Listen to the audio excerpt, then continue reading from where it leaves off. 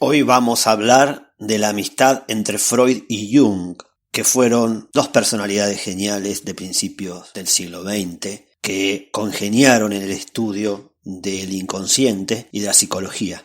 En marzo de 1909 se encontraron por primera vez en la casa de Freud, y Jung, que era mucho más joven, empezó a hablar, y cuentan que Freud lo escuchaba, y que durante 3 horas Jung no paró de hablar, hasta que Freud le dijo que debía ser un poco más metódico en sus ideas y ordenó todos los conceptos, cosa que a Jung lo fascinó.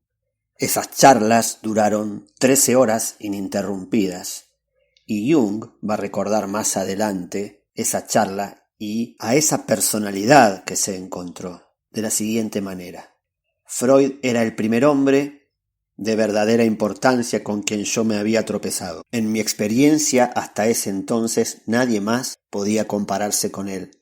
No había nada trivial en lo más mínimo en su actitud. Lo hallé inteligentísimo, sagaz y del todo notable. Freud y su familia también quedaron impresionados con Jung, y más de 50 años después el hijo de Freud, Martin, podía recordar aún las charlas que describía Jung durante la cena. Y también decía que su padre, Freud, miraba a Jung sin disimulado regocijo y lo escuchaba atentamente. Y así empezó una amistad que fructificó mucho y que después, cuando finalizó, fue tan contundente ese final que a veces se olvida los años en los que trabajaron juntos.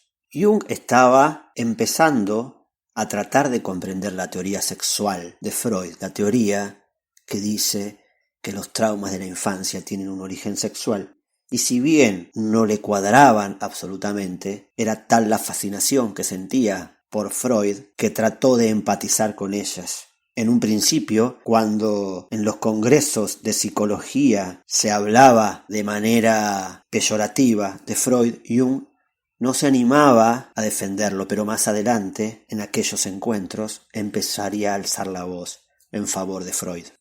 Y así de a poco empezaron uno y otro a identificarse con las ideas que cada uno aportaba, y empezaron a construir esta idea del inconsciente, del psicoanálisis, como algo que empezaba a tener sustento teórico y sustento empírico de ahí en adelante. Y así fue como Jung, que era una persona que tenía mucha fuerza intelectual, empezó a defender y a propagar las ideas de Freud, llevándolas más allá de lo que el propio Freud había podido hasta ese entonces.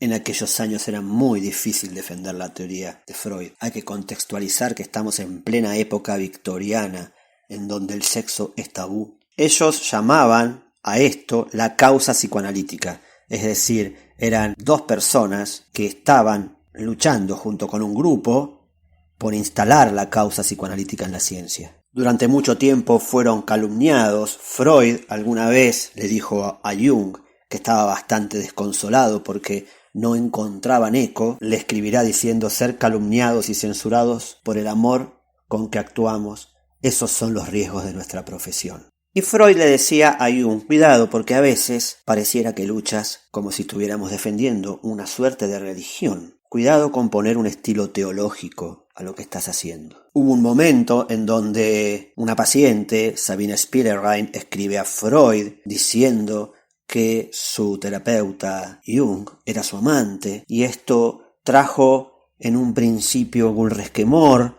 en la relación, pero Freud sabía que la causa psicoanalítica era más importante, por lo cual eso no alteró la amistad, por lo menos en un principio. Y a pesar de que tenían controversias, había un amor mutuo y una admiración tan grande que se escribían cartas tales como esta, en donde Freud le dice a Jung: el día después de que nos separásemos, luego de un congreso, una cantidad increíble de personas se parecían asombrosamente a ti. Donde quiera que yo iba, aparecía cada rato tu sombrero claro con la banda oscura. Y Jung contestaba: ocasionalmente me domina un espasmo de nostalgia por ti, pero solo de vez en cuando.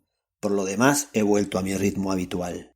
Para Jung, el psicoanálisis tenía que ser algo mucho más allá de un grupo de científicos que estudiaban, sino que era un impulso que podía devolverle al ser humano una comunión con lo divino, un encuentro sagrado con lo mitológico.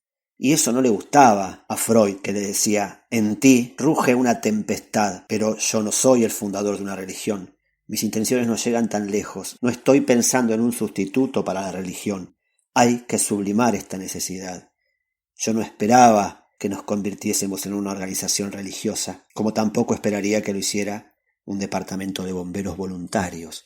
De esta manera, Freud le está diciendo a Jung: conservemos este espacio de la ciencia. Pero Jung le responderá: esto es ciencia, es una ciencia espiritual, aunque prefería abandonar aquella discusión con tal de conservar la amistad. A su vez, Freud también se esmeraba en no presionar demasiado a Jung para que siguiera a su lado.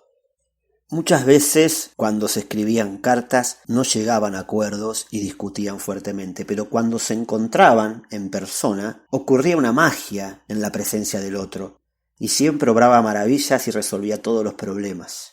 Me despido con una frase de Linda Donn, quien escribe un libro sobre Freud y Jung, y describe tanto la amistad como la ruptura. Y esta frase dice así: no solo por un año, ni siquiera por 2, había arriesgado Freud la presidencia de la Sociedad Psicoanalítica en favor de Carl Jung, alguien que cuestionaba la esencia misma de su teoría sexual. En Jung, Freud arriesgaba toda una vida, arriesgaba el futuro del psicoanálisis, en alguien que pretendía que éste revivificara el cristianismo e hiciera fructificar su himno de amor, la agonía y el éxtasis por el Dios moribundo y resurgente, el poder místico del vino, la asombrosa antropofagia de la última cena.